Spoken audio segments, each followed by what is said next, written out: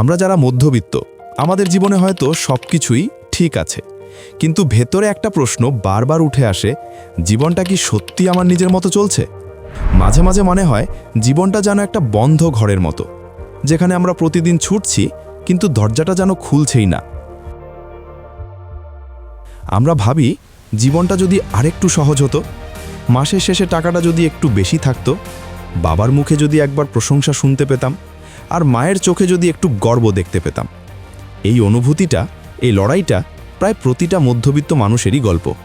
কিন্তু আজ আমি তোমাদের এমন এক মধ্যবিত্ত ছেলের গল্প বলবো, যে প্রমাণ করেছে তোমার জন্ম নয়, তোমার সঠিক সিদ্ধান্তই তোমার ভবিষ্যৎ বদলায়।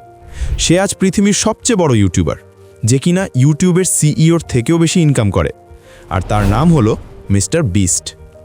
মিস্টার বিস্টের আসল নাম জিমি ডোনাল্ডসন। মা তাকে ভালোবেসে ডাকতেন জিমি। জন্ম 7 মে 1998 সালে নর্থ ক্যারোলাইনা, আমেরিকা। একটি সাধারণ মধ্যবিত্ত পরিবারে জন্ম। বাবা ছিলেন আর্মিতে, মা ছিলেন একজন শিক্ষক। সব কিছু ঠিকঠাকই চলছিল, কিন্তু 2007 সালে যখন জিমির বয়স মাত্র 9 বছর, বাবা মায়ের ডিভোর্স হয়ে যায়। কারণ ছিল পারিবারিক কলহ, নির্যাতন আর অশান্তি। জিমি নিজের চোখে দেখেছে কিভাবে তার মাকে কষ্ট দেওয়া হচ্ছে। ছোট্ট জিমি তখন বুঝে গেল জীবন সবসময় সুন্দর নয়। সেই বয়সে একজন শিশুর মানসিক অবস্থা কেমন হয় তা হয়তো তুমি আমি ভালো করেই কল্পনা করতে পারি। জিমি আর তার ভাই বড় হতে থাকে মায়ের কাছে একটা ছোট্ট বাসায়, অনেক বড় স্বপ্ন নিয়ে। কিন্তু অর্থনৈতিক সীমাবদ্ধতা তাদের জীবনের অংশ হয়ে যায়। তবুও জিমির মায়ের ভালোবাসা আর সাহস তার মধ্যে এক জেদ তৈরি করে দেয়, যে আমি একদিন কিছু আলাদা করব। মাত্র 13 বছর বয়সে একদিন কম্পিউটারে গেম খেলতে খেলতে সে ইউটিউবে কিছু গেমিং ভিডিও দেখে মুগ্ধ হয়ে যায়। তখন জিমি ভাবল, আমিও যদি এরকম ভিডিও বানাতে পারতাম। তখনই সে খুলে ফেলে নিজের প্রথম ইউটিউব চ্যানেল, মিস্টার বিস্ট 6000 নামে। পুরনো একটা ল্যাপটপ, লো কোয়ালিটির মাইক্রোফোন আর অফুরান্ত কৌতূহল, এই নিয়েই শুরু তার ইউটিউবের যাত্রা। ভিডিও বানাতো Minecraft game play, funny moments, random talk. View হতো 10টা, কখনো বা 20টা, কিন্তু সে থামেনি, কারণ সে জানতো প্রতিটা ব্যর্থতা মানে এক একটা নতুন শিক্ষা। এই সময়টাই ছিল তার জীবনের আসল যুদ্ধ।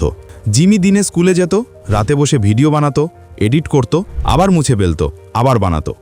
5 বছর ধরে সে ইউটিউবকে পড়েছে যেন বইয়ের পাতার মতো।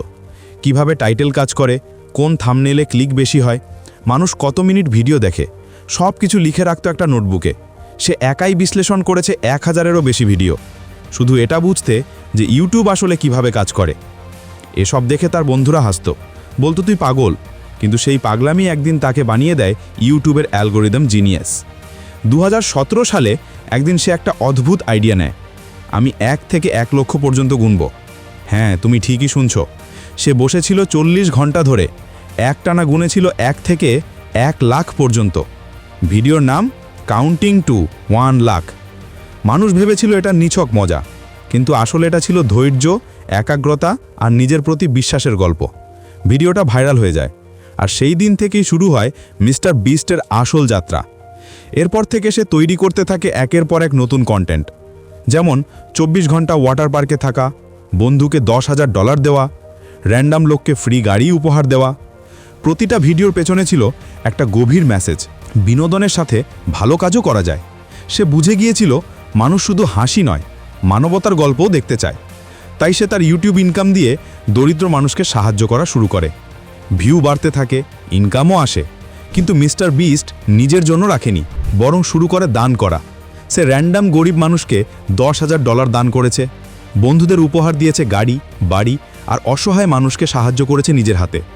2019 সালে শুরু করে টিম ট্রিজ, 20 মিলিয়ন গাছ লাগানোর প্রকল্প।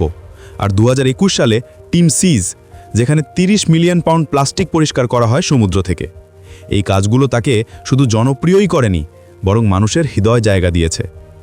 আজ মিস্টার বিস্ট কেবল একজন ইউটিউবার নয়, সে নিজেই একটা ব্র্যান্ড। তার রয়েছে একাধিক channel, mister beast, beast রিয়্যাক্টস, mister beast gaming, ফিলান্থ্রফি, সব মিলিয়ে 300 মিলিয়নেরও বেশি সাবস্ক্রাইবার। আর ব্যবসায়িক দিকে ফিস্টেবলস, চকলেট ব্র্যান্ড, এবং mister beast burger, food chain. তার আয়ের প্রায় 80-90 ভাগই সে আবার বিনিয়োগ করে নতুন ভিডিও বানানোয় এবং মানব সেবায়। মিস্টার বিস্ট ছোটবেলা থেকে ক্রোনস ডিজিজ নামের এক অসুখে ভোগেন। এই রোগে তার শরীরে ব্যথা হয়, খাওয়া দাওয়া নিয়ন্ত্রিত রাখতে হয়, সে একবার বলেছিল, প্রতিদিন সকালে আমি নিজেকে জিজ্ঞেস করি, আজ আমি কিভাবে আমার আগামীকালকে আরও ভালো করতে পারি। এই এক লাইনই তার জীবনের সংজ্ঞা। তাহলে মিস্টার বিস্টের এই মধ্যবিত্ত জীবন থেকে বিশ্বের সবচেয়ে বড় ইউটিউবার হয়ে ওঠার গল্পে আমরা কি শিখতে পারি? দীর্ঘ 5 বছর ব্যর্থতার পরও চেষ্টা চালিয়ে যাওয়া, এটাই মিস্টার বিস্টের আসল ম্যাজিক। সবাই যখন হাসতো, মিস্টার বিস্ট তখন নিজের ভিডিও বানাতো। এই জন্য তুমিও নিজের পথ নিজে বানাতে শিখো। মিস্টার বিস্টের ভিডিও লক্ষ মানুষকে অনুপ্রাণিত করে, সাহায্য করে। এর থেকে বোঝা যায় সাফল্য শুধু টাকা নয়, প্রভাবও। বন্ধুরা, তুমি হয়তো আজ মধ্যবিত্ত, তোমার জীবনও হয়তো কষ্টে ভরা। কখনো মনে হয় আমার ভাগ্যে কি সুখ আছে? কিন্তু মনে রেখো, তুমি আর মিস্টার বিস্ট দুজনেই এক জায়গা থেকে শুরু করেছো। তারও কিছু ছিল না, কিন্তু চেষ্টা ছিল। জীবনে একটাই নিয়ম, যে থামে সে হারে, আর যে লড়ে যায় ইতিহাস তাকেই মনে রাখে। আর মিস্টার বিস্টার গল্প সেটাই প্রমাণ করে। তাহলে আজ থেকে তুমিও শুরু করো তোমার লড়াই, তোমার স্বপ্নের যাত্রা। তাহলে আশা করি একদিন তুমিও গর্ব করে বলতে পারবে, হ্যাঁ আমি পেরেছি, কারণ আমি থামিনি।